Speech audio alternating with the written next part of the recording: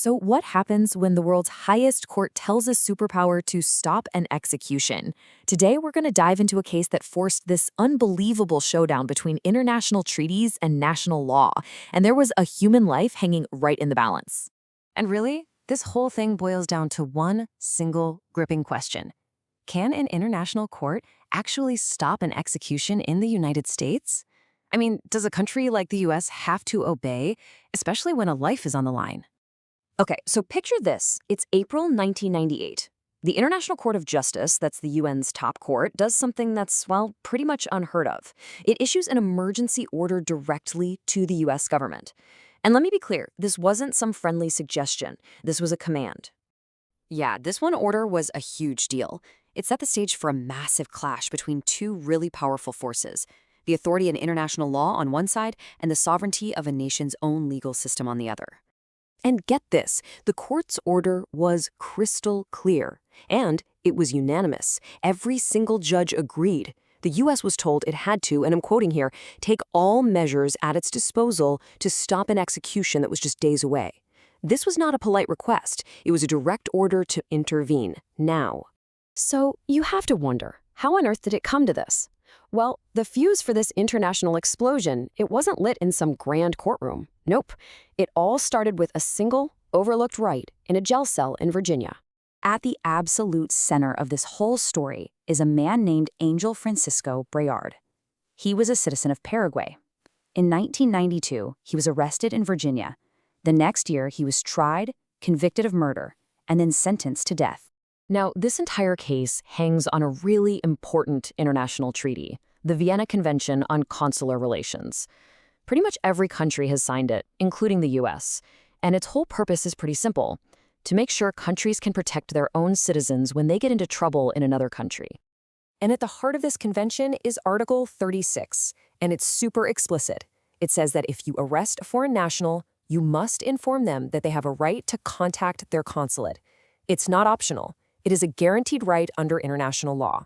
But in Angel Breard's case, that fundamental step was just missed. The authorities in Virginia never told him he could call the Paraguayan consulate for help. And that one failure would spiral into this huge international incident. Think about this for a second. Breard was arrested in 1992, but it wasn't until 1996, that's 4 full years later, that the government of Paraguay even found out that one of its citizens was sitting on death row in the United States, and they had to find out on their own. By then, his legal appeals were almost totally exhausted. So this discovery, years later, set the stage for a dramatic clash. And it wasn't just between two countries, but between two completely different legal systems.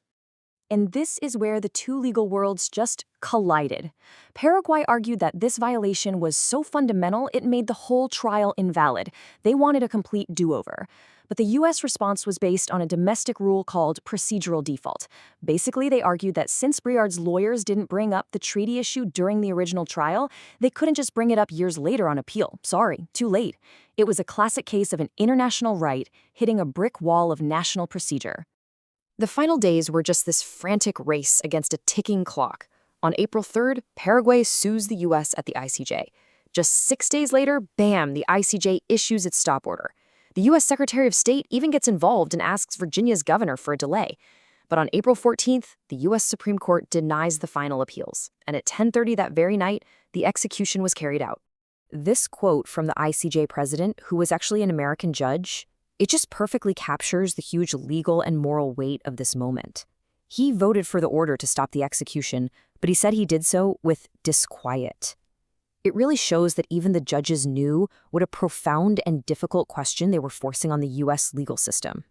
So, despite that unanimous order from the International Court of Justice, the legal battle on the ground in the United States, well, it kept moving toward its grim conclusion. So, why was the order ignored? Well, the U.S. response was fragmented, to say the least. It was kind of a game of hot potato. The State Department basically treated it as a serious suggestion, but not legally binding. The governor of Virginia said his hands were tied by state law, so he wouldn't intervene. And then the U.S. Supreme Court, the last stop, refused to step in. And that effectively sealed Breard's fate. And so, with the whole world watching, the execution of Angel Breard went ahead, just as planned. The order from the world's highest court was, at the end of the day, set aside. Now, with the execution carried out, the whole point of Paraguay's case in front of the International Court of Justice was, well, that was moot. A few months later, in November of 1998, Paraguay sent a letter to the court. With Angel Breard gone, the government formally asked to drop the case. And that was pretty much the end of the international legal battle. The U.S. government quickly agreed, and with that, one of the most direct legal challenges between international and domestic law and modern history just quietly came to an end. But the central question of the Breard case is still unresolved, and honestly, it's more relevant today than ever. When a nation's own laws and its own procedures conflict with international treaties it has promised to uphold, which authority should win? The answer to that is still being debated in courtrooms and capitals all around the world.